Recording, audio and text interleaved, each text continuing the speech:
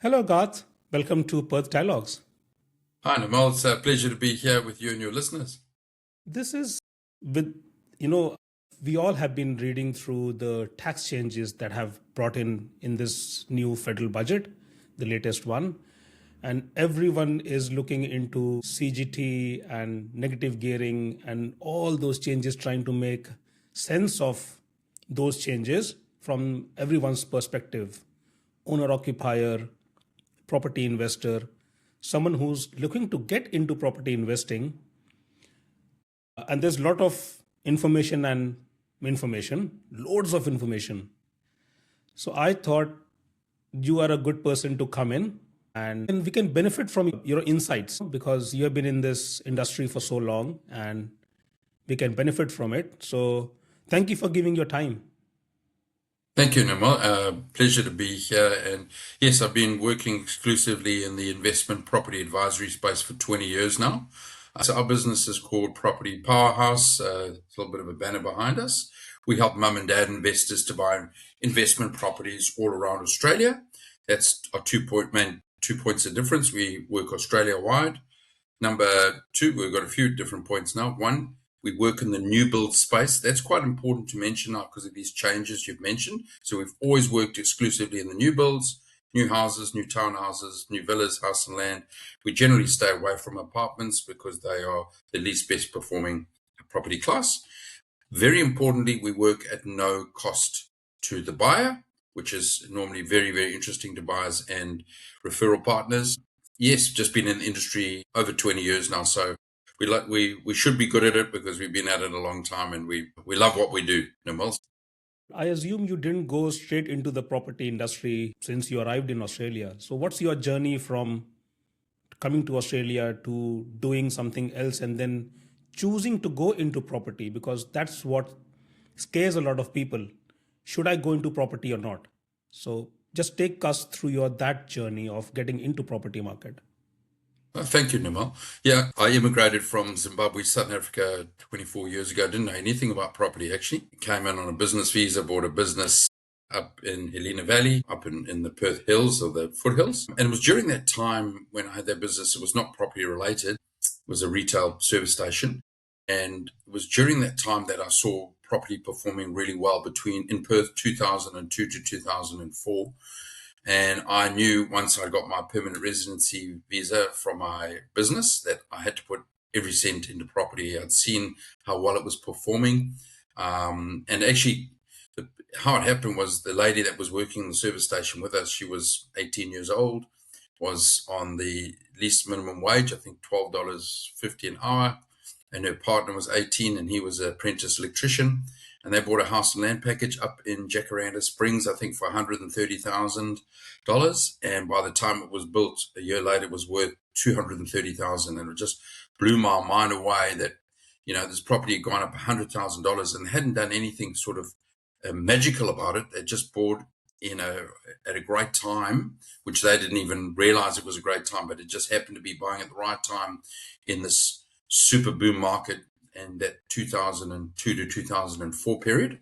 And as we did, we got a permanent residency, sold that service station, and I knew how to put myself around property people, and I got involved in a property group and just worked my way through there and just immersed myself around property people that had more knowledge than me, had built up a portfolio of investment properties and made sure that they remained my best friends. And I just asked lots and lots of questions, went to every expo I could find, read every newspaper article I could on property, and just started my knowledge journey. And like anything, it's like riding a bicycle. You can get all the theory, but you have to get in and start pedaling. And that's the way I did it. Bought a couple of investment properties off the plan and then just grew a portfolio and spread it right around Australia, which was very good advice that I'd been given, is to spread the portfolio around the country to maximize opportunities, minimize risk, minimize land tax. And as far as that was concerned, it was a very good strategy and a strategy I still encourage investors to do today, Nirmal. So hopefully that kind of answers how I got into it by sort of default and watching someone else's success and someone not on big wages, not someone with a massive portfolio, just entry level, bang, 100 grand, almost doubled it in a year and a half. And that was like, wow, okay, I've got to get in there. And as I know now, property can be, if you keep low risk capital cities, buy and hold, it's a low risk strategy. So that is good. And if you can time the market and your time in the market, you can do very well from property if you've got the right people around you advising you and supporting you and giving you advice. You said about that when you came in and you saw that market growing in 2000, early 2000s. When I came to Australia, I came in 2014. So the market was actually going down. And since 2014, almost till end of COVID, the market was flat in Perth. So, and the market has just gone like boom again. Same story, doubled in prices.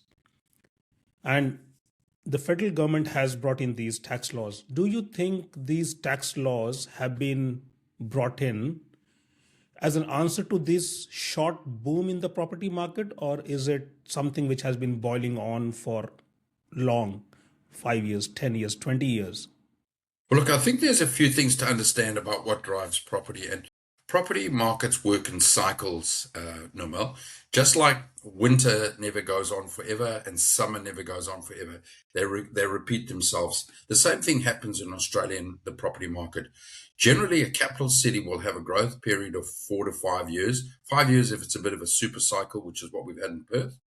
And then they generally go to sleep for a period of 7 years. If that goes, so you get the growth, and initially it's very slow. Your first year of growth's around 5%, then it goes to 10%, then year 3, 15, and then year 20, 4 is 20. And then if you like Perth, we've had a 24%, 25% growth in your super cycle. And then what generally happens is if the market then it needs to go flat for a period of time, it just does that. So it either goes flat for about 7 years, or if it corrects and comes down, the period is shorter. Now, like what you said is we peaked in about 2015. So we hit a peak. And then instead of going this long 7-year across, we actually had a dip. The market dipped 23%. So it was a significant drop. Rents dropped 25%. And then as we came out of COVID, started to stop correcting. And a lot of investors who had bought at the top of the market in 2015 said, geez, this is a mug's game. I'm going to get out as soon as I can, as soon as I can get what I paid for it. And that's actually what happened in 2020, 2021. A lot of investors sold out, and they sold out at the wrong time. So they bought at the wrong time. They bought at the property, and they did two cardinal sins. They bought at the top of the market, and then they sold at the very bottom of the market. Okay, so and those properties, when they sold, were bought by owner occupiers. And so what happened is our rental pool shrunk by 22,000 rental properties. So vacancy rates went from 4% to 0.4. So rents went up, investors started coming in, and it was the Eastern States investors that were buying. A lot of people lost faith in property, lost the love in property, and people from Sydney were saying, wow, I can buy 2 properties in Perth for the equivalent of 1 in Sydney. And they were driving the market. And again, what happened? It's been this 5-year cycle from 2020. It's now, as you say, almost doubled to 2026. And now the markets are hitting the top of the market again. So that's also happened. The similar market has happened in Adelaide. The similar market has happened in Brisbane. Generally, what happens is the Sydney and Melbourne markets work polar opposites. So while we're flying high, their markets are flat or declining. And it's very normal they flip. So now the markets to really keep an eye on the Melbourne market, which is very affordable, and the Sydney market, which is relatively unaffordable because of the price points. So what's happened with these, a lot of these changes have come into what the government's trying to do is to, I suppose, control prices of property and make them more affordable for everyday people, and not trying to look after investors. They're trying to look after the first home buyers and buyers, owner-occupier buyers. They've tried to find a balanced way to try and bring supply and control demand. But it's a very blunt instrument that they've used. And as we can see the fallout from the federal budget announcements, it's opened a whole can of worms across a whole lot of different things. And really, the problem was, Nirmal, is there seemed to be this real secrecy up until the federal government budget announcement where they were keeping all their cards close to their chest. It wasn't under kind of public discussion. People could throw in some ideas. So I think some of the stuff they've delivered is quite good, but there's also a lot of stuff which is very unclear. And like you were saying in the beginning, when there's people don't like uncertainty, and there's a lot of grey area in this budget announcement, which is affecting other things outside of property as well as the capital gains around businesses. And so we're not quite sure. They haven't come out and said, look, we're doing this for housing. We are trying to stop people, speculators, buying and selling houses and pushing the prices up. It seems that it's gone right across not only property, into shares, into business, into, and affecting a whole range of people that probably weren't intended to be, this wasn't intended to be put upon. So, yeah, it's interesting. I only really understand the property side of it, but there's a big backlash, as you well know, Nirmal. Yeah. So a few things from that insight. You said that it's a cardinal sin to buy at the top of the market, and we are at the top of the market. So do you think buying now, both in terms of your owner occupier and investment property, is a cardinal sin now? We should wait for 1 or 2 years, let these tax changes come in, see how they play, and then get into the market. Look, I'm never one for those to say wait in a property market. I think it really depends again on very much, and again, this is just general advice today, Nirmal. It's not specific advice to anybody. Look, the thing is, it's all, if you're already in the market and you're buying, you're going to sell to buy, it's relative. If you're buying in a soft market, when you sell and buy, you're selling probably at a discount, but you're buying at a discount. In a hot market, you may be paying overs for a new property, but you're getting a very good price for your own home. So, look, when I say buying at the top of the market is a cardinal sin, I'm always talking to you through the eyes of an investor.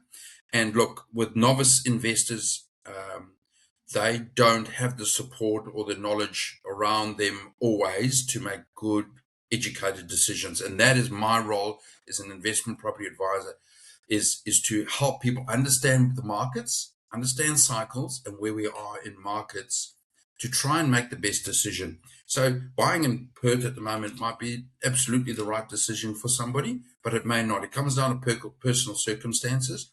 Generally, from an investment perspective, if it's a buy and hold, I have some views around that the market isn't very near the top of the market. Yes, supply is really tight, demand is really strong, but affordability is a problem. And properties that are trajectorying, at 24% growth, those markets are not sustainable. This is what people are going to understand. And yes, Nirmal, generally what happens is the majority of people are sheep, and they buy when everybody else is buying, and when the newspaper is telling you this market's done X, Y, and Z, and it's earned $1 squillion, and by that stage you're too late. You've missed the boat. It's really understanding to get into the property clock at the bottom of the market, which we call 6 o'clock, and to get out if you're ever going to sell or stop buying at 12 o'clock, which is the peak of the market. And that comes with a lot of experience. It's never an exact science. You probably only know the absolute peak when you look in hindsight. For example, it was May 2026 or July 2026, the market peaked. And then we look back and we know that 2015 was the last peak. And then we were trough sort of in Perth in 2020. So a lot of that stuff is in hindsight. But when we're advising clients, we've got a real good idea of where the value is. And are they buying for 5 years capital growth, and then they're getting out of the market? Are they buying in a buy and hold for 10, 15, 20 years? Because the strategy will be depending on what they actually want. So Nirmal, it's normally right. What do people want to buy an investment property for? Mostly it's for capital growth. Is it for tax savings? Or is it now into this new word that we hear a lot of, intergenerational wealth? Are they trying to help their children to get into the property market? Because let's face it, the median price of a property in Perth now is close to $1 million. So any of us with children, I've got a 21-year-old son and a 19-year-old son, is pretty scary about how they're going to get into this market. Even with these 5% deposit schemes, they're massive, massive mortgages, interest rates which have been trending up, probably got another 1 or 2 interest rate increases in it. So yeah, very big mortgages to pay to get into the market. So I think this is where the government, I think that's what they're trying to do, is make it more equitable and fair for people to get into the market. But you've got to be careful when you play with a free market. We've seen the track record in recent times. You put false stimulation into a market, it has consequences. Look what happened with the double building boost, one from state and one from federal. When COVID hit, we ended up with all these people who were buying forward, people that were going to buy over a couple of years, all jumped on the gravy train. Some of the builders took on too much work. Building prices went through the roof. Builders went bankrupt. It was terrible. And that was never the intended consequence, but there was an interference. Government policies came into a free market, put incentives, created too much demand. And as a result, builders went bust and building prices went up. So in one hand, they were given these discounts. And then on the other hand, what was happening, the building price went up. So did the consumer actually get any benefit? No. And what was the net result? We had builders going bankrupt in the process and leaving a bit of a mass trail of some destruction. So that was, again, that didn't work out very well, for most people. Yeah. So, intergenerational equity is a very interesting concept because you're trying to equate the children to their parents or that equivalent age. How are you going to do that? They had different lifestyle, they are at a different age and status in their life journey where someone is just starting. So how are you comparing them? You can't have equity. You can't have that. Anyway, we have heard all this information about these three changes around CGT, negative gearing, and taxation on trusts. Can you, in brief, explain what was actually the situation and what has been proposed to change, so we can get confirmation on that part? Look, I'll be quite honest up front here, is that, look, I'm an expert in investment property. A lot of these sort of answers are probably very much for accountants or financial planners. And again, I don't think that's very clear to them yet, because a lot of this, it has to get through Parliament, and a lot of this may be challenged around the sort of trust space. Maybe what I can sort of comment on is around the capital gains and the capital gains and obviously the negative gearing around property. So in the eyes of an investor, previously what would happen is, as long as you owned an asset for more than the investment property for more than 12 months, you would be available to get a 50% discount on capital gains. So let's say you'd bought a property for 400,000. This is in sort of generic terms, by the way. Bought it for 400. Over a period of years, it goes to 800,000. You want to sell it. You've made $400,000 in profit, in growth. You will be taxed on half of that. So 200,000 is like tax-free, and the balance of 200, that would now be, that's what capital gains tax is. And they would add that profit onto your, my understanding is they put that onto your normal wages, and you would be taxed accordingly from there. What's changing now, and you would have got negative gearing. So on an established property, as well as new properties, you would get the capital gains 50% exemption and the negative gearing. Now, what's coming with the new proposals is that moving forward, any purchases that are owned, you go and buy an established property, you don't get the 50% discount. You get a new nominal rate. I think it's around 30% minimum, and they've got some wording around that. And also, you don't get the negative gearing on an established property moving forward. So the shift there has been to really send a message to investors. Look, we want supply. The government needs supply because I think it's 80 to 90% of private rentals, residential rentals, are from the private market, from mums and dads. So the government needs investors, but what they're trying to do is get them to concentrate on new builds to try and bring in the new supply. So again, the theory is good. I quite like that side of it, but it also comes with challenges that the majority of that stock is going to be coming in the greenfields. What does that mean in Perth? It means you're up near Yanchips, up near Two Rocks, down by Baldivis, and in that corridor down towards Mandurah, and in the eastern corridors, even beyond Ellenbrook and that. So it's more the peripherals, which is where the land is available. Lots of land track available and that coming in Wanneroo, coming up there towards Yanchep. So it's the tyranny of distance, right? So what's going to happen is the new builds, the majority will be in those greenfield estates. There will be more infill, which is what we really like too, is where established suburbs where they might knock down, there's a bigger block, knock down the home and put 2 or 3 townhouses or something like that, which is relatively close to the city. But, the land values are high, so those properties are probably going to cost a bit more. But the shift, the government is trying to propose tax savings on capital gains tax savings and negative gearing around new builds to encourage supply of rentals to the market. and try and take attention of investors away from the established market and leave that for the owner-occupier market to play and compete in there. So that is the theory. That's what they're trying to do. One thing the government said that they're trying to solve the housing crisis, have more houses built so that more people can buy into them. But then all the negative gearing and CGT benefits are in the new houses, and you work in the new houses and new builds. If all the investors go towards that thing, how is it helping young people buy into their houses? Because they'll be competing again with the same investors, with the same tax benefits, and all the better home loans and things. Yeah, look, I think the real issue comes down to supply. And this is probably what they're trying to, they make all the noise and fuss over here around affecting the demand. The real issue to get out, and this is across the whole country, is around supply. And it's about addressing ways, whether that's through government, red tape around planning and approvals, and actually having enough labor to build these properties. They absolutely have to sort out the supply issue. Are we building the right way? Should we be buying more, building more in different forms of property, built form, different types of property types, as opposed to like a double brick here, which is really slow. We have brick shortages. We have bricklayer. I was at a luncheon a while ago, and I heard the average age of a bricklayer in Perth is 62 years old.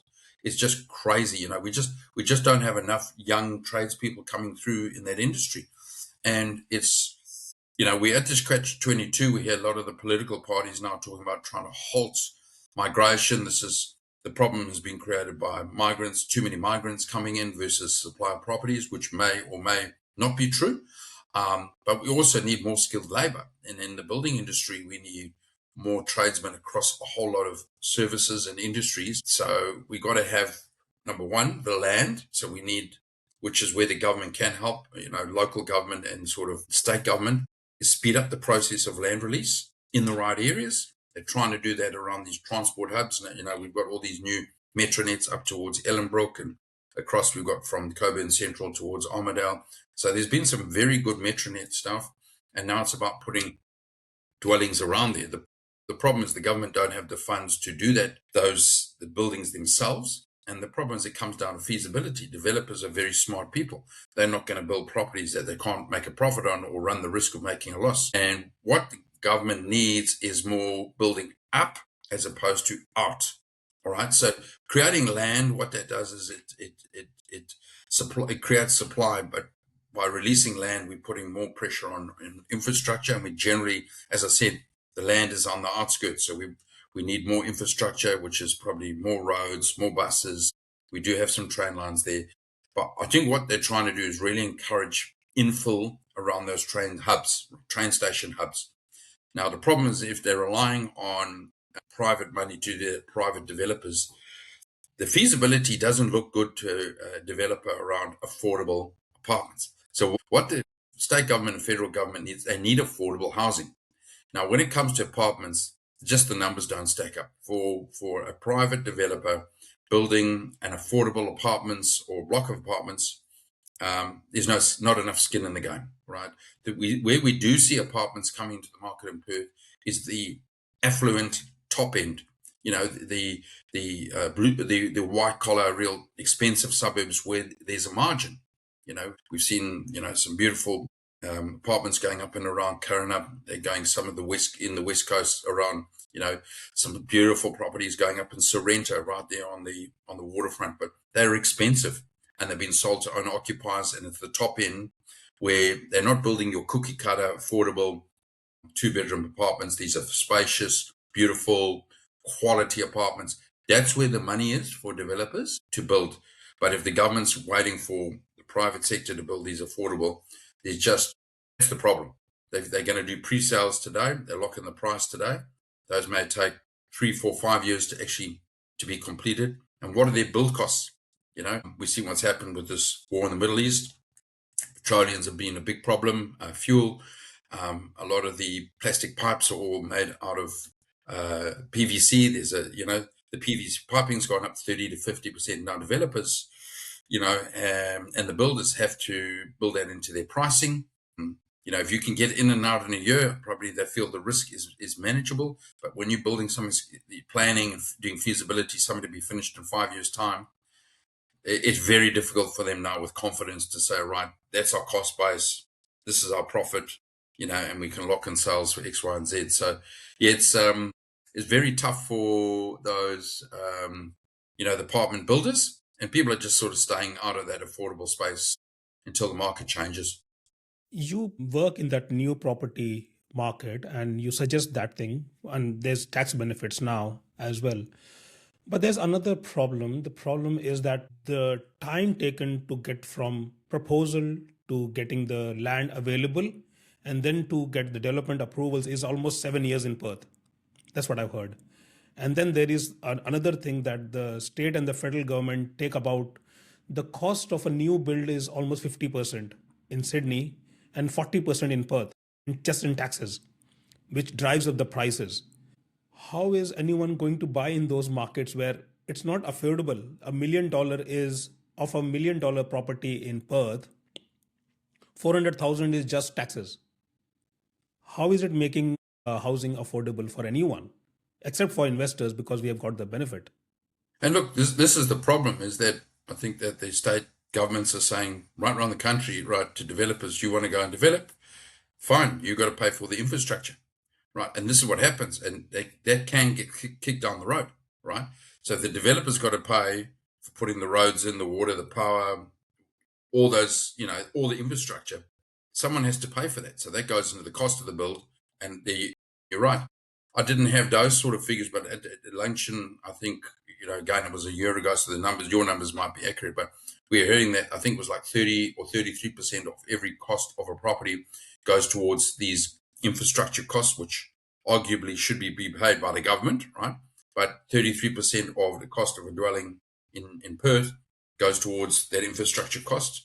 And I heard it was in the 60% in Sydney. So 60% of the price of a property in Sydney is going towards infrastructure costs, which is being laid bare a responsibility to the developer. You want to develop? Cool. We'll give you the approvals, you pay for everything. Now, surely that should be government funded, state government funded, but it's been passed on to the developer. And remembering there's still all these other taxes on top of that. I think I was reading, in Victoria, 52% of all income is coming out of property taxes. It's insane.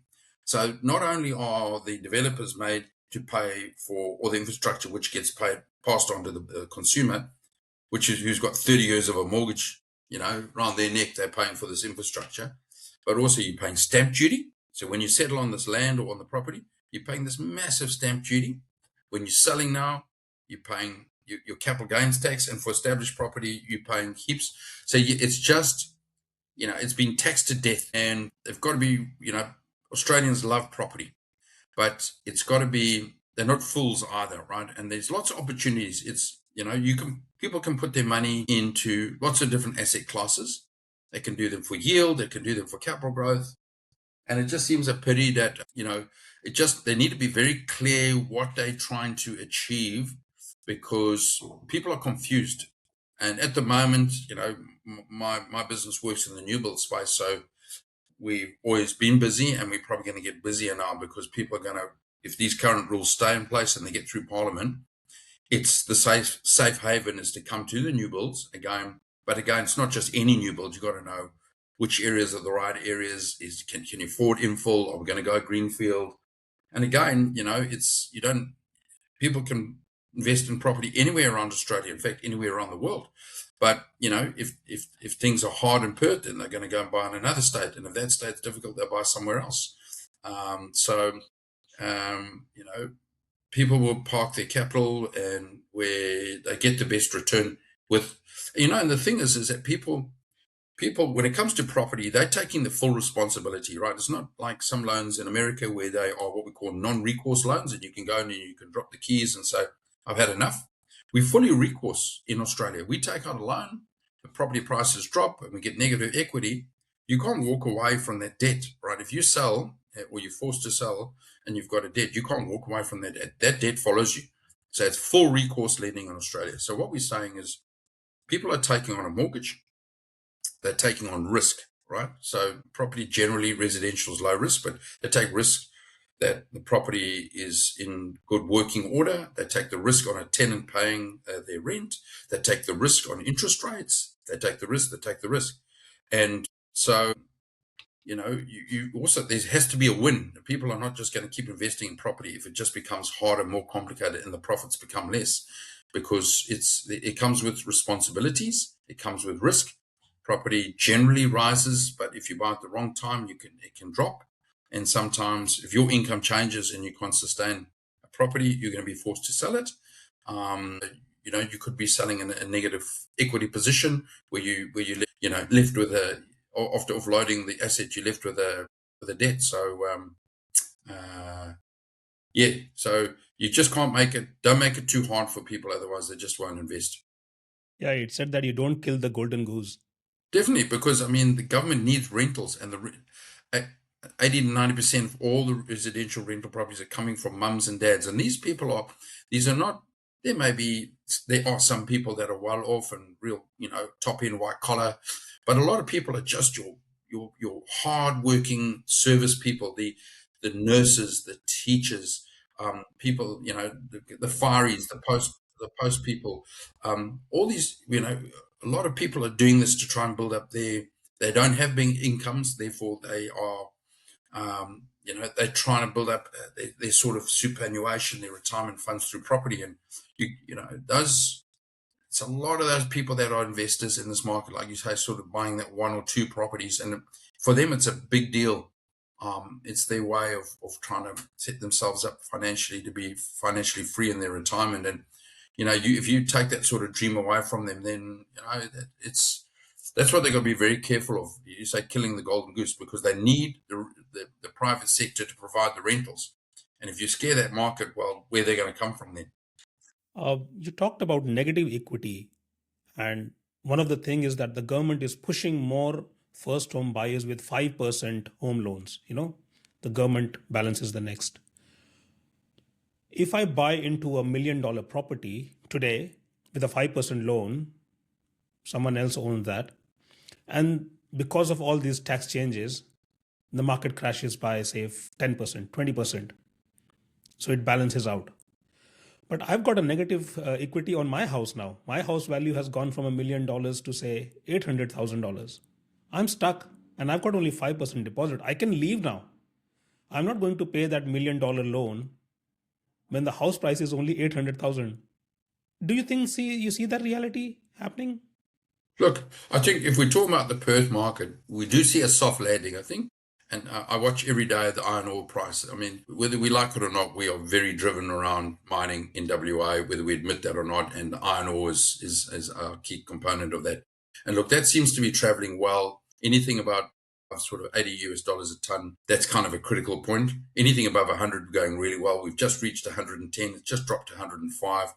So as long as mining's performing well and they're not offloading a lot of workers, I think we're in for a soft landing here. But look, could something come? Absolutely, we can have external stuff. We've seen that going on. We've seen what's happening in the Middle East. You can get shocks. And this is the problem. When there's highly leveraging, right, with 5% deposits, whether you're an investor or first-time buyer, when you're leveraging that high, it doesn't give you a lot of wriggle room, right? Because there's not a lot of buffer for things to go up or down. And the beautiful thing with property is the leveraging. So you can put a 5 or 10% deposit and hold an asset, $100,000 with a 10% deposit. You're holding an asset worth $1 million, right? So that is the amazing thing with property, is the leverage, and then the power of compounding as it compounds over a period of time, 5, 10, 15 years. But it can work. Compounding and leverage can work against you. So you might think, I want to put 50 grand in, and if I lose 50 grand, I lose 50 grand. But like you just said, for 50 grand down on $1 million property, if the market dropped 10%, you're not losing 50 grand, you're 100 grand in trouble. You're underwater by 100 grand now. Plus, you'd have to use a real estate agent to sell the property. So there's selling fees. So leveraging and gearing is very It's a very effective tool, but it's a bit like a loaded gun. If you don't know which way to shoot it, it can be damaging. And I think again, what the government were trying to do was trying to maybe buy votes and offer this 5% deposit scheme. Properties become too expensive to young people. Well, let's give them an easy entry, but ultimately they're still left with a massive mortgage and risk. Now, what happens to these people now if interest rates goes up and people start to lose their jobs? All right. So, unemployment levels are the strongest in the country in Western Australia and actually have gone up where the rest of the country sort of dipped this last. They're recording some data or, announcing some data from a few days ago. But if people lose their job and you're on a 95% loan, it's a bit scary. Yeah. Or you want two of you and your partner have that. Now you want to go and have children. And this is the problem, is that when you leverage that high and then people say, well, we can't really afford to give up one of the incomes, then you're starting to make choices. Now, do we buy a house or do we start a family? That when it becomes, so the housing situation, it's complex. The situation, it's a mess. The property market in Australia is a mess at the moment. There's definitely not enough supply. There's definitely not enough supply of affordable housing. We've got to be using these different building styles, try and build in different formats to build faster, try and build cheaper, and also other things like this build to rent schemes. I think they should really, really be encouraged, because those buildings can be built in the CBDs and funded by things like superannuation funds, where there's a lot of money, and by creating an environment where it's attractive for them to build. And then you having a building of 200 apartments is not going to solve the problem. You need thousands of dwellings, so if you can bring 20,000 apartments to a CBD, then you're making impact. But to build something and say, wow, we just did this build to rent for 200, that's not going to do anything. It's just a drop in the water. Another thing is that Perth is your patch, right? But you also help people invest across Australia. How do you see these changes affecting the market across Australia, say markets which are at peak, like in Sydney or in Brisbane or in Perth or in Victoria or anywhere? Well, look, with the new build space, and we've seen quite a good shift. For example, we are very excited as an organization with the Melbourne market. So Melbourne market is now 2026 is where Perth was in 2020, right? They've had we'd had a flat period of 5 years. They've had a flat period of 4.5 years. Now, to some people, the uneducated investor will see that as a red card danger, all right? Whereas people who are smart and understand the markets see that as a green flag. That means, okay, there's opportunity. Melbourne should be the second most expensive capital city after Sydney, is currently the sixth, is very much underneath its trend line. And it's very, can we say anywhere in Australia is affordable? Not really, but it is relatively very affordable compared to the other capital cities. Entry points, we would just had an opportunity under 500,000, 495, Western Suburbs, townhouse and land package. There's some price points that are, that you would have got in Perth only, would have been 3 or 4 years ago. So there's real affordable opportunities in certain cities, certain pockets around the country. And I think, that's the smart money moves where there's opportunity. We see Perth, Adelaide, and the sort of southeast Queensland, which is Brisbane. Those markets are at the top or very close to it. We're seeing really good opportunities out of Melbourne. As I said earlier, the New South Wales is also prime for growth, but it's coming off a very high base already. Unless you're going to be buying apartments, which we're not big advocates of for investment, personally, our business, then, you're in the big money. Well, I say big money, it's like, it's Perth, it's $1 million plus, 1.2 plus. So you got to have very strong purchasing capacity with interest rates going up. And some of the banks now are really starting to make some announcements. I think Macquarie came out and said, well, look, they won't be factoring in negative gearing into the serviceabilities. So, some of the serviceability calculators are going to tighten up for investors. And it's going to be interesting to see what happens. But at the moment, it looks like the new build space is kind of the way the conservative, regular mum and dad investor could or should be steering towards. Yeah, you talked about interest rates, and that's a big elephant in the room. How do you? We already seen 3 interest rises already, and with the inflation going up, RBA is more than happy to put in more interest rates up. How do you think that playing in with all those changes which are being brought into the market? Well, I think there's just a lot going on for people at the moment, right? There's a lot of distraction. The interest rates were hard enough. The Middle East war was hard enough for people to manage. In Perth, the prices were high. It was hard to manage, hard to get a property. You go to Home Open and you're competing with 40 or 50 different groups. You're competing with other buyers. Buyers agents are competing with other buyers agents. It's been a very difficult market. Renters are paying top dollar. There's not a lot of supply. And then bringing in these changes just complicates things. And what I think they've got to be careful of is not to scare current investors, because a novice investor may have just, look, let's face it, you wouldn't have been a genius just to literally throw a dart at a Perth property and you would have done well over the last 4 or 5 years. And you might have got lucky, right? And this is the thing, in a market that's just rising like we've had in Perth, you can just be, most people have been lucky. But just by default of a rising tide has lifted all ships. But some of those people might just turn around and say, look, this is all sounding way too complicated. I'm just going to take my profit. I'll pay my capital gains tax because this has all been grandfathered. So everything that was in place remains in place. But I'll sell it up, take the profit and pay down my mortgage. All right. Now, if you make things, if people don't understand things, then they are not comfortable. So the way everything sits now with these CGT, capital gains and negative gearing, there's a lot of grey area, and I fear that a lot of investors might just say, look, let's just get out of the market. I don't really understand what's going on. I don't want to wait. Let's sell the property. I've made a profit. Let's not be greedy. And then what would happen is the properties they sell will be bought by owner-occupiers. I was just looking this morning in the West. Our vacancy rate is 1.9, which is tight. A market in equilibrium is 3%, where you have a vacancy rate of 3%. So we're way under. We're at 1.9. If investors start to sell, top of the market, unsure about these changes coming in, have made a profit, just let's get out, pay down our mortgage, maybe get mortgage free.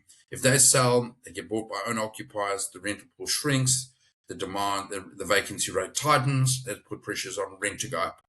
And existing people too, I'm hearing a lot like, what will happen now is if people buy established, if they don't go new, they're going to buy established. If they don't get the negative gearing, well, they're just going to charge more and try and get more in rent. So this is the problem. We're potentially in an environment where the rental pool may shrink because investors might like offload, and then the compounded by losses of negative gearing mean investors want return, right?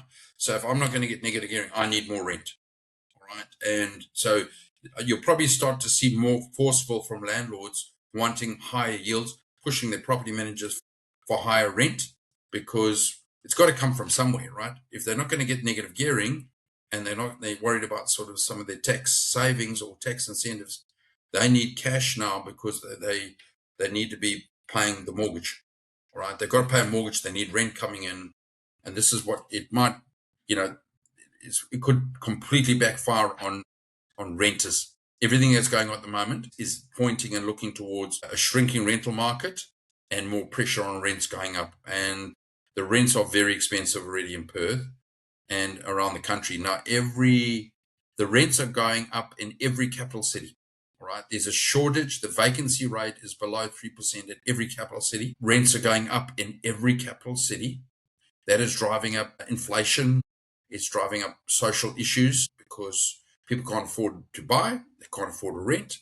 And government needs to be creating an environment to encourage investors, not discourage them, because they are very clear they are not building the government's not building rental properties for people to live in.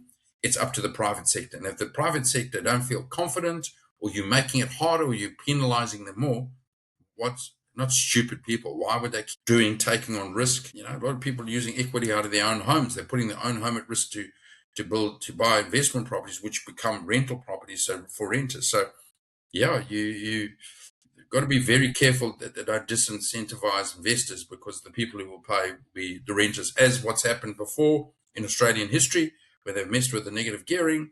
The renters, last time the rents went crazy in Perth and Sydney.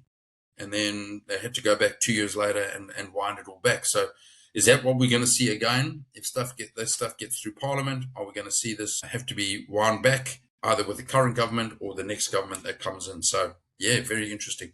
You talked about rentals. The problem for me as a migrant is that when migrants come in, they're not going to buy the first house within the first 5 years, 10 years.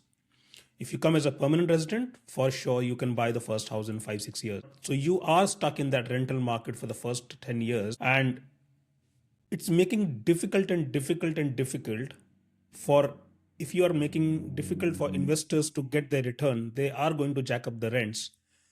When I bought my house, the rents was 290 a week. Today it's 750. I've seen houses where it's almost 850.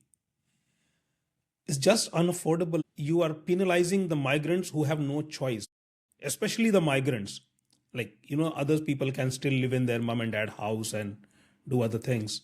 It's the migrants who are being, penalized the most. Anyway, you said about giving the investors something that they can invest in the market, and they're putting their owner occupier house on equity, on loan, or as a mortgage.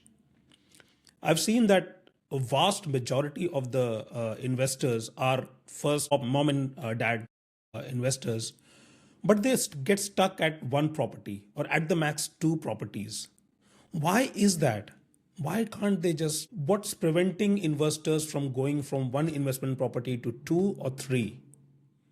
It's a great question. And look, it comes down to a few things. One is actually comes down to the individuals themselves. It was like, what is their risk threshold? So some people, are big thinkers. They're prepared to take on risk. They want to build a portfolio for whatever reasons those are, right? It's normally for capital growth. Are they trying to minimize their tax legally? Are they trying to build up an equity position for a better lifestyle in their retirement? And a lot of those people also want to pass down to the kids or give to philanthropy, to give donations or whatever. People have got different drive, and they've got different risk threshold of what they're prepared to risk and take on. But when it comes down, let's assume we've all, for an example here, we've got the same level of risk appetite. We want to try and build a portfolio. This is where I know my job is really important for mum and dad investors around Australia, because generally what happens is they don't have the right advice. Okay, so they know that they like property. Australians like property. They know it goes up in value.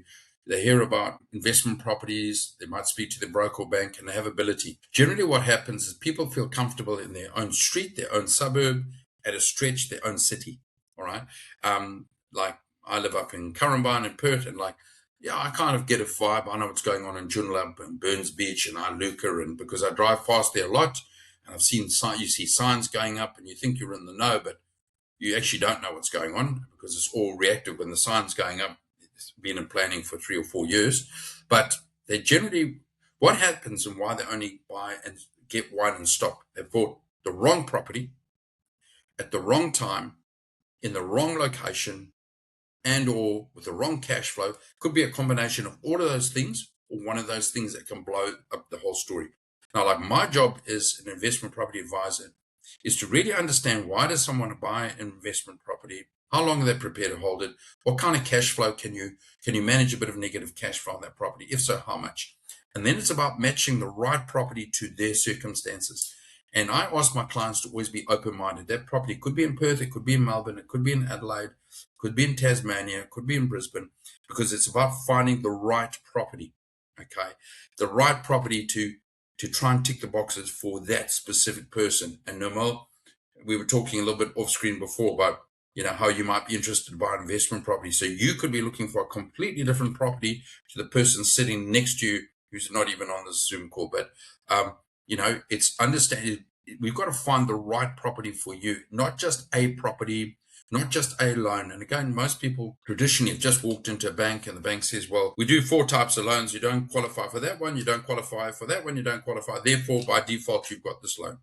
And a lot of I love finance brokers, mortgage brokers. They are awesome, awesome people. Most of them work at no cost to you as well. They've got access to 40 or 50 different lenders. They don't have any preference about which lender. They will get you the right loan. By the way, our business doesn't do any finance broking. So we're not trying to pump up our own tires here, but I think these people are amazing finance brokers. They go and visit people's houses to go and see them. They have a client for life, and they definitely try and find them the very best, the right loan at the right interest rate to give them the right offsets and all the bells and whistles that they may need. So it's about finding the right property, the right finance, the right cash flow, right location for what you are trying to do. You know, if you're a younger person, I'm so excited when I'm just helping a gentleman at the moment. He's buying in Westminster, Perth. He is 20 years old. He's a finance broker. I was so excited. He's friends with my sons, and he's done so well. He put a 10% deposit on a townhouse about a year ago. It's just coming up to completion now, and rents have gone up. The price has gone up, but he now would be in, let's say, a doubling cycle is even conservatively 15 years. So he's 20 years old. So no, that's 35. You know, he's potentially got 3 doubling cycles with this property. You know, property is even good for people, you know, middle-aged and above. They may have different strategies, buy and hold. You know, if they're above 55, is it buy and hold the right way? Should they be doing some kind of other investment in property? You know, it's different for each person, Nirmal. But I'm really excited when young people get into property, because there are lots of obstacles in their way at the moment, but they get these doubling cycles. And it's residential property is just time in the game. If you can buy in the right market, right property, this is what I'm saying, you get the right advice from people like me, you buy in the right place like this gentleman's done, and then you can just buy and hold, be new, they've got the structural warranty, all the appliances are under warranty, you have peace of mind going to sleep at night, you take on a property manager because that's also tax deductible. So you let the manager, it's like having a property manager is like having a manager in a coffee shop or in a retail shop. They must deal with all the issues, right? They deal with the staff, the clients, the stock, you know, and that's what you want your property manager to do, is just dealing with all the day-to-day stuff. So you want a set and forget type of property, and that's what we do. Busy mums and dads are well suited to our kind of model. There's lots of different ways to do well in property. There's developers, there's people that can buy, renovate a bit and flip. There's people that subdivide on land. There's people that do a few small developments. So there's lots of different ways, but every way has its own risk versus return. Low risk, lower yield. Higher risk, you're doing for higher return. And again, this comes to your knowledge or experience in the industry, and also not trying to do the big stuff too soon, because with risk, you've got to always be managing risk. Like, if this doesn't go well, is this going to blow me completely out of the water? Or, you know, I've bought 4 or 5 of these properties through Garth at Property Powerhouse, and now we can start looking to do something a little bit different. We can now look to take on a bit more risk because we've got a solid foundation, and that risk might be, well, let's do a subdivision, or let's do a small development, knock down our house, let's build 2 or 3 townhouses. So it's stepping stones. So I hope I answered your question. Yep. They get stumped. They don't get past 1 or 2 because they bought the wrong properties, and it's stunted their growth. They bought at the top of the market, means so for 5 years they had no growth. They might actually end up selling because it's like a mug's game to them. But if you buy in the market, like my first property I ever bought got me hooked. I bought it in Gosnells. I bought it single contract with Villa. I put $1,000 deposit, 169,000. By the time it was built, it had been doubled. It did take 4 years, but people, when I bought it, I was a new migrant. I didn't, sometimes buying interstate, or you don't know the history of suburbs, is very good, because with investing, Nirmal, you must invest with your head. When you buy a home, you buy with your heart, right? So where the kids will sleep, the dog will sleep, put the white roses there. That's emotional decisions. I like working with investors because of numbers. So I bought in Gosnells, put my contracts. Then I saw someone say, "Why are you buying in Gosnells? Do you know it's got the highest crime rate in the whole of Australia?" I said, "Shit, I don't know about that." But fundamentally, it was a good buy, and it ended up being a fantastic purchase. It doubled. My $1,000 made me $170,000 in equity. So my holding deposit, the property price doubled, and then I was hooked from there. All right. So if you buy at the right time, the right market, right property, you can get your returns faster. You can be rewarded faster. If you buy at the top of the market, you will have no growth period for example, and I've made lots of mistakes in property, and that's what I bring to the table, is my experience of what not to do. I remember I bought a property in Brisbane, a suburb called Ormeau, a good suburb, but it was the wrong time. It was in Brisbane 2007, By 2017, so Brisbane did nothing for 10 years. All right. So it was worth in 2017 what I paid in 2007. Now, as I said earlier, the flat periods are normally 7 years. This one went for 10. But look when it recovers, because now it's way below the trend line. And then we see what Brisbane's done now. It's the second most expensive capital city in the country. So it's the next 10 years went gangbusters. You see, so and now I'm understanding, right? So I understand now from my own trial and error cycles, and sometimes I've bought outside of capital cities that haven't performed well because they were too reliant on one or two industries. You see, and we need to be managing risk. So we need to be in this world where lots of things are changing. You don't want to be buying in a town or a community which is reliant on tourism only, farming only, mining only, military only.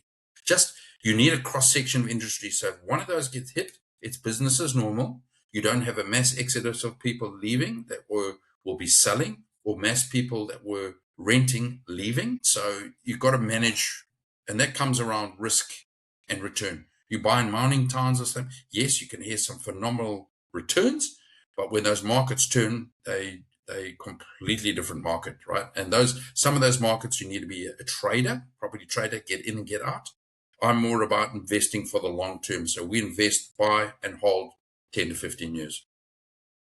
Yeah, that was a very relevant insight where I think in Victoria, they told about all the Commonwealth Games coming. So businesses starting putting a lot of money into, preparing for the games to come. And then suddenly the state government said, no more games.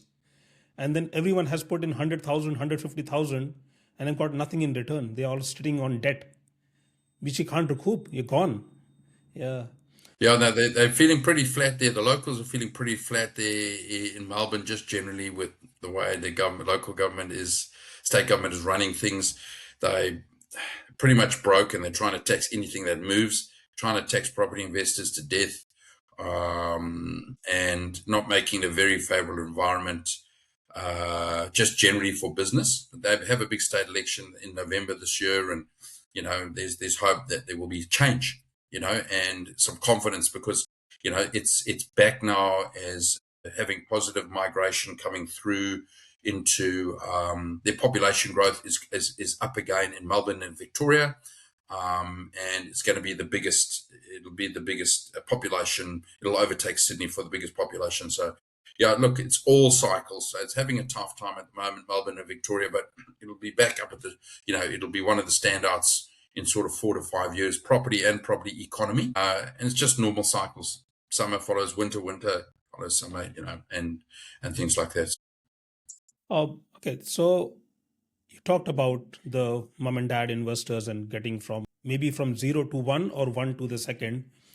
We are in a volatile situation. The tax laws have not actually been approved by the parliament yet. We still don't know about the interest. What should someone who is looking to get into the market or looking to get into the second market or the second house, what should they be doing now, currently? Great question. Look, I think it's always be talking to your finance broker, make them your best friend, always be understanding. There's a couple of things I think they should be looking at. Number one, talk to the finance broker, see what your current interest rates are like. Are you on the best rate for you? I'm not saying always, I'm not saying ever, I don't ever say the cheapest interest rate. On the right interest rate with the right bank, right loan, all right? Now, they can shop around for you, and don't forget you get what we call loyalty tax. When you're with the bank for a long time, they forget about you. Say, don't worry about Garth. He's happy. He's been here 20 years. But the new client that comes in, give them all the discounts, right? So you can get caught in that trap that I'm happy with my bank. They look after me. They love me. I love them back. And they're actually not looking after you with your interest rate. So get the broker having a look. Also, you may decide that this is a good opportunity when the market, like in Perth, is at the top, is to draw down some equity, all right, and have it ready waiting. You might be able to put it in an offset account, so it works quite well regarding the interest you're paying on that drawdown. But it may be an opportunity to say, right, let's draw down some equity while we're at the top of the market. So I'm in a position to renovate or put a deposit down on investment property or whatever. So I think it's been good. This is a good time in the Perth market to be proactive, all right? talk to the broker. What are you planning to do? Are you planning renovations at home? Are you planning to look to get into the investment market? Draw some equity while valuations are high, and position yourself ready so you're in a position of strength. So when you go now to maybe put an offer on a property, you from a position of strength, you've got your deposit ready, your broker knows all your details, and talking to people like myself that are investment property experts, start talking. Okay, Garth, this is how much we got. I'll be talking with us and the broker. What's the purchasing capacity? You can get purchasing capacity at X. Well, that means we're going to be able to buy into this market only, or we can buy into these markets. Here are some examples. Here are the cash flows. Here are the rent returns. Start talking to the broker so that you can actually plan ahead and say, right, okay, look, on those numbers, yes, we're in a position. I'm excited. I think we're in, we can do this, or let's wait, or let's factor into interest rate increases. I just think it's a great time to be planning and talking to people, and just make sure you're talking to a team of experts, not the person that your local grocery store that bought an investment property. You've got to talk. Older I get, I keep appreciating you talk to people that are experts, that have got experience, and because this market, markets go up and down. You need people that have been in the industry. Like I've been in the industry for 20 years. This is the third cycle I've seen now. You need to understand, like, if people have only come to an industry, whatever industry, in a short period of time, they may mean the best, offer the best, really, really care, but do they have the experience over an extended period of time, over different types of the market? So, if you're talking to someone who's been an investment property advisor for a year, they might, do they know about what those downturns look like, and how people should prepare, and things like that. So it's all about risk. And I think talking to experts and getting expert advice, and it's about what we call it at Property House, the circle of safety. Talking to the broker, talking to the investment property advisor, talking to your accountant, talking to your financial planner, talking to property managers, talking to building inspectors, talking, all these people, because they're your circle of safety. And it's having this team. It's not the people that fail get one or two only. They're doing it on their own, right? It's like they're going out into the battlefield on their own, and they get shot and they're on their own. If you go out as a team, these people know their jobs very well. The circle of safety. You do this, you can't do that, you mustn't do this. Or at least you're giving your client very good options. All right, so they can make educated decisions. You can go option A, B, C, and D. These are the pros and cons of each of those. Client, you make your decision. It's your decision to make, but you know the 4 options you can do, rather than just taking a hunch or walking into your own bank and, let's say, for example, there may be just one option, and you take that. You go to one home open, you put an offer on that property because it was on the same street as yours, because you felt comfortable and you knew the people on the street, and what kind of people live in the neighborhood. That again is a very limited thinking. And I think you've got to have the circle of safety of people that are experts around you, Nirmal. So when we are planning for or preparing for those things, and the government is pushing investors towards the new properties, you suggest new properties. I'm thinking of a new property.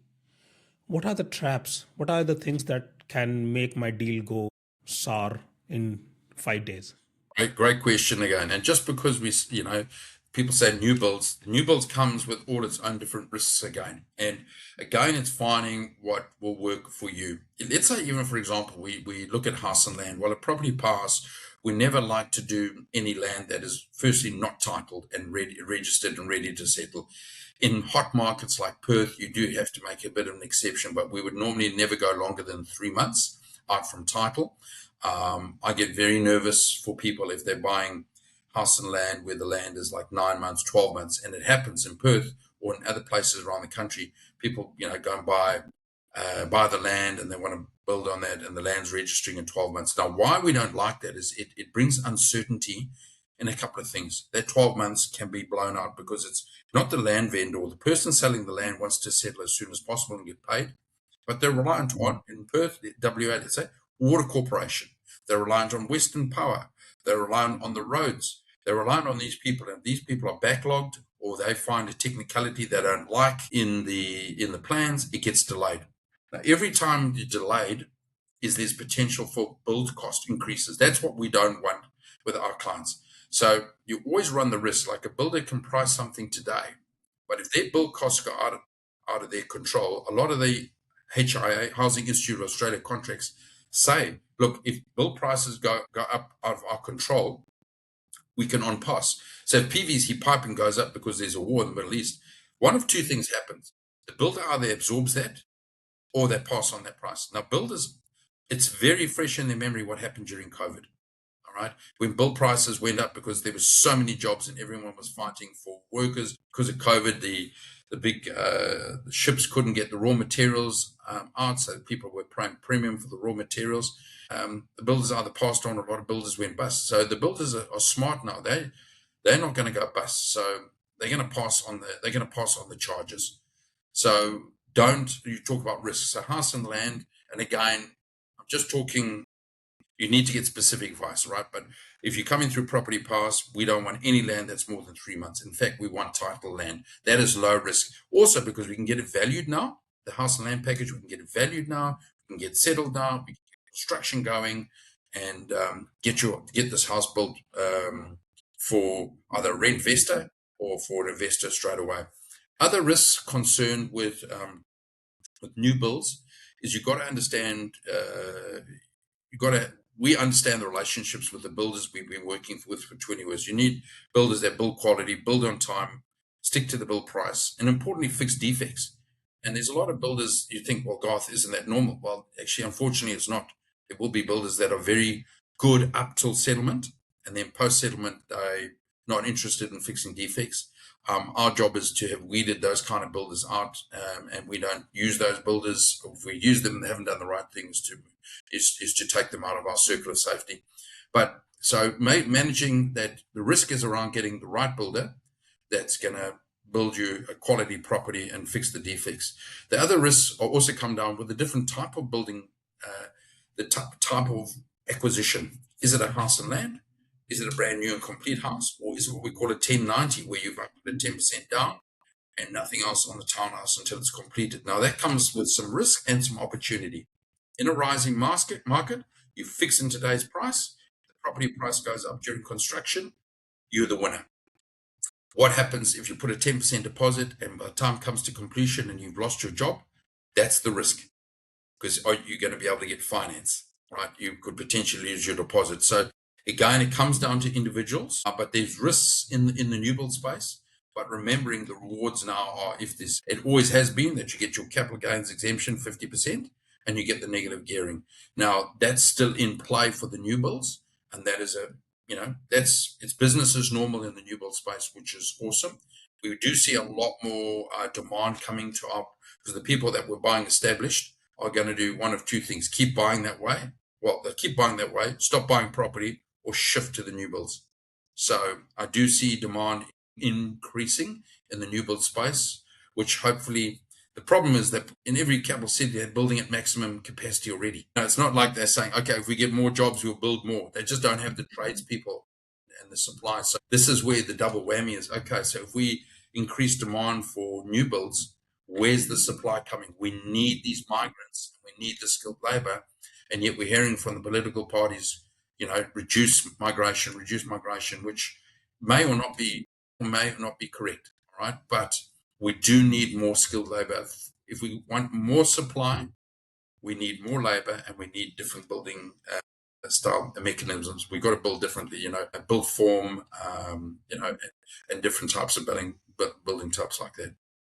You listed out so much that a property investor has to think about, both in positives and negatives and how things can go sideways. But there is this sentiment that he is a greedy investor, benefiting from renters and taking away houses from first-home buyers. How does someone who's looking into get into investing manage that sentiment, which is coming from the government, from all welfare industries, everything? Look, a lot of the time there's a misunderstanding, and I don't have the stats with me right now, Nirmal, but I have been a director of the Property Investor Council of Australia, which represents investors around the country. And they do have the data around. There's a real misconception. Yes, what you'll always hear is the headline numbers. Property investors get negative gearing to the equivalent of $20 billion a year. That's not on. That money should be going all these. I know what they did at Property Investor Council is they actually ran the numbers and ran the model is that they actually generate more tax. So I think it worked out as like this. Once you bring into account the capital gains tax and things, there's like $40 billion of income coming from investors, right? And yes, the negative gearing is the 20 billion. So there are $20 billion in it.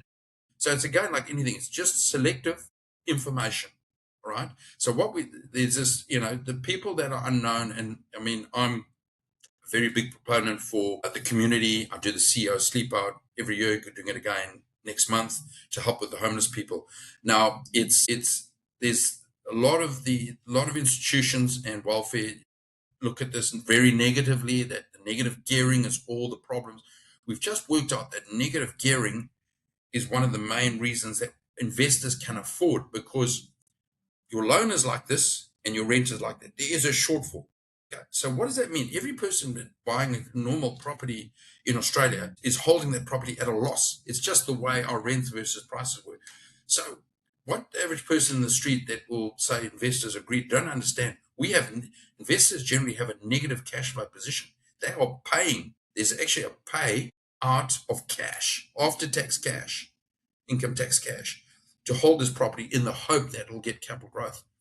Everyone thinks that these properties are just printing cash flow, printing capital growth, and we're taking from these other people. Now, if you take the investor out, well, who's going to supply that 80 to 90% of rental properties? Okay, so this is what they got to understand. 80 to 90% of the residential rental market is provided by mum and dad investors, right? If you disincentivize them, if you just wipe them out, where do the rentals come from? The government's not going to build them. They don't have the money. They don't want to maintain them. They don't want to have all the responsibility of that. Hence why they brought in the negative gearing savings, etc. And they're making lots of money along the way anyway out of this. And so I was just going back to that fact that yes, although there's like $20 billion going out in negative gearing, they're getting $40 billion coming in from property investor taxes, capital gains tax, stamp duties. So they are ahead. Now, the understanding is that there's a perception that there's these big, and the person who owns a property is an investor, or they use the word landlord. I don't like the word landlord because it associates with probably minute 1% of investors, where there's these landlords. That gives you the impression like these guys have got these massive portfolios and, they're wealthy people and they don't, they're greedy. But the majority of investors are simple mum and dad people, hardworking Australians. As I say, they are teachers, they are nurses, they are the fireys, they are the post office people, they're the people driving the trains and the buses. They're just hardworking people, blue collar, maybe some, middle income, white collar. It's your middle class and your working class that are trying to build financial freedom for themselves. It's the one place they can do it, the one place that feels safe. And look, yes, are there lawyers, doctors, people with a far higher end? Of course, they're then buying in property and they're using negative gearing. They'd be mad if they didn't, because they're getting taxed crazy. We're so taxed in Australia, Nirmal. Those top performers are paying 40%, 7% tax. Be out of your mind, because you'd be saying, I'm going Monday, Tuesday, half of Wednesday to work for the government, and the other days I'm working for myself. So, they all doing it legally, tax minimizing, being tax smart legally, and as long as people are doing it legally within the laws and within the rules, then, no one's doing anything wrong. They're incentivized to offer supply. And as I say, maybe 1% of the market's there, the big wealthy people that maybe have 5, 10, 20 properties. And sometimes those people are your mum and dad essential workers that they've sacrificed lots and lots and lots to build that portfolio. It's not just people rolling in the cash. So it's an understanding like, okay, guys, if you take out the investor who is producing 8 or 9 out of 10 investment property, you tell me who's going to supply those. Yeah, it's a tough question. But in your last answer, you said that you mentioned about your CEO sleep out with the Winnies for the homeless. And here you are, working for the property investors. And how do you balance those two things? How do you keep going back to working for homeless while also building more investors and helping more investors? Look, I suppose it comes down to individual. I'm a very caring person and I care a lot about people. I care about helping mums and dads I love helping the sort of battling mum and dad. Those are the people I love helping the most, that I make a real difference to, help them with some wealth creation so they can, one, support themselves, number two, support their family, and number three, not be reliant on the government or the pension, right? So I'm trying to help people get a better life for themselves. But every time I'm very comfortable with that balance, because I know every single time that there's an investment property, because we work in the new build, we are creating jobs for people. I know that people in my business are creating jobs in the construction industry, which flows into other industry. I feel very good about that. I feel very good that we are delivering a rental. Every investment property is a celebration that we are delivering a rental property to the market. The more rental properties there are, the more chance of having a stable rent or even declining rent. So if you suddenly oversupplied rentals, and if there was 10,000 rental properties for rent and you had 5,000 renters, you can say I want $800 a week, but rents actually, where's the market? Where you've got to meet the market. I want $800. The market's prepared to pay $700. I consider 800 and sit vacant. I'll drop it to 650. Sorry, to 750. I'm vacant. 725. I'm vacant. The market says they'll pay 700. We rent at 700. Okay, so I'm very comfortable. I feel very good about what we do and how we help people, the investor, mum and dad investor, but we're also creating the rental opportunity, because a lot of the time, what happens with the home, so homeless people is not necessarily the person you see at the traffic lights, which is extremely sad and begging, extremely sad. Homeless people means they don't have a steady roof over their head.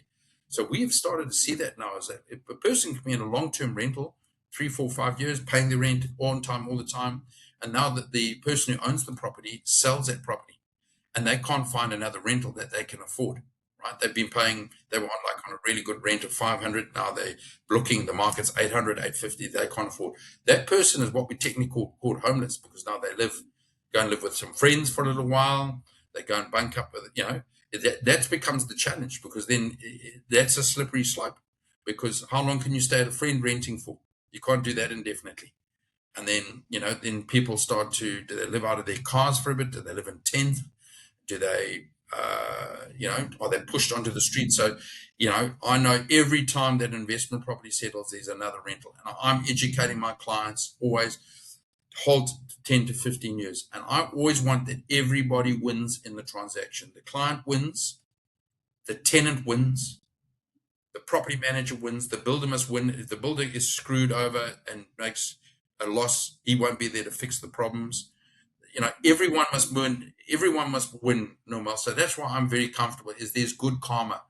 We are a business that just wants everybody to win, and if everyone's fair, no one's greedy, the wheel goes round, and it goes round again. And we produce a rental property for a renter, and we produce a property that can create some capital growth for someone. We keep people employed. We're employing with the new builds. There'll be a building inspector. He has a job. The insurance people, they have jobs. The property manager has a job. All these people, it's creating employment. It's a ecosystem. Property does not depend on one person. You have electricians. Now, when we're doing a new build, it's a young electrician that's helping with his wage, a concreter, a brickie, a roofie, a renderer. These people are all part, and their kids go into the community and play sport and go to school. You need teachers. So if you're creating employment in this ecosystem, is really positive. So we're extremely comfortable ethically about what we're doing. We're not going into the established market where no jobs are created. Okay. We're competing with first home buyers. We're not producing anything new. We're not creating anything new for the ecosystem. We're just creating more pressure on an ecosystem. In the new build space, we're creating jobs.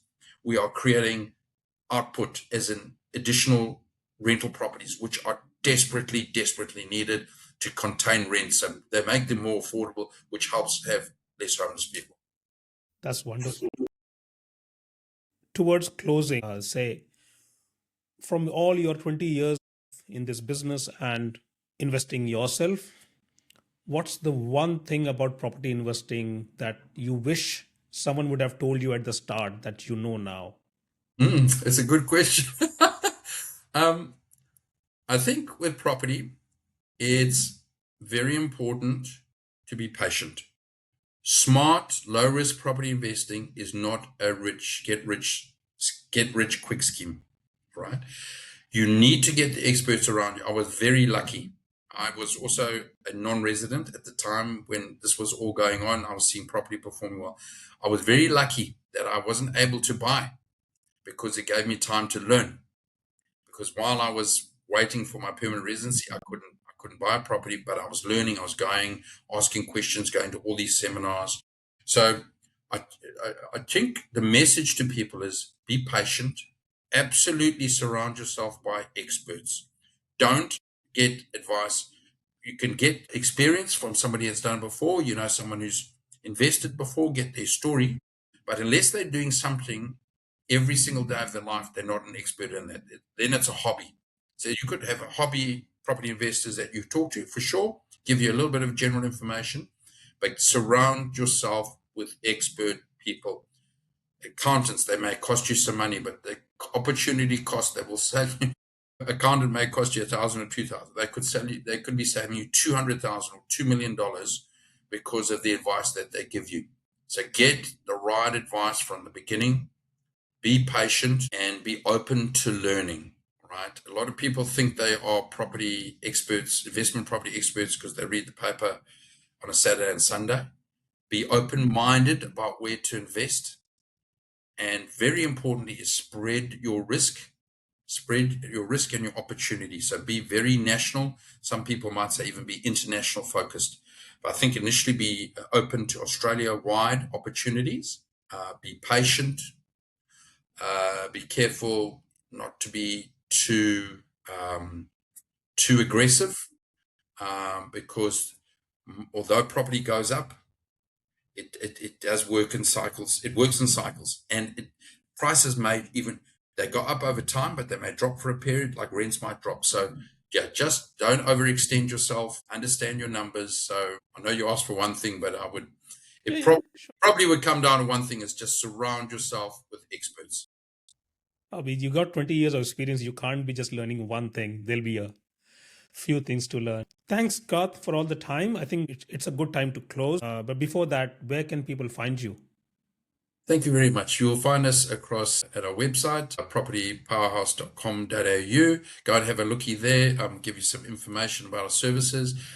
Hopefully you see us across the social media platforms. We're active on LinkedIn. We're active on Property Powerhouse on LinkedIn, Property Powerhouse on Facebook, Property Powerhouse on Instagram. So hopefully that they can find us through there. Or else my mobile number is 0408 735 949, 0408 735-949. Very happy to take your call. That's Garth Davis. I'm the founder and CEO of Property Powerhouse. No, well, Garth, I think it's a good time. Thank you for your time and thank you for your insights, and it's your long experience. So beneficial. I think it will really help a lot of people. Thank you, Nirmal. Really enjoyed it. In fact, we're getting into my groove, so could have been sitting here all day talking to you. It's been a pleasure, and thank you for being interested, and thank you for your listeners to be interested. I'm very happy to help any of you out there if you need some help. So reach out to me. Thanks, Garth. Thank you. Thank you.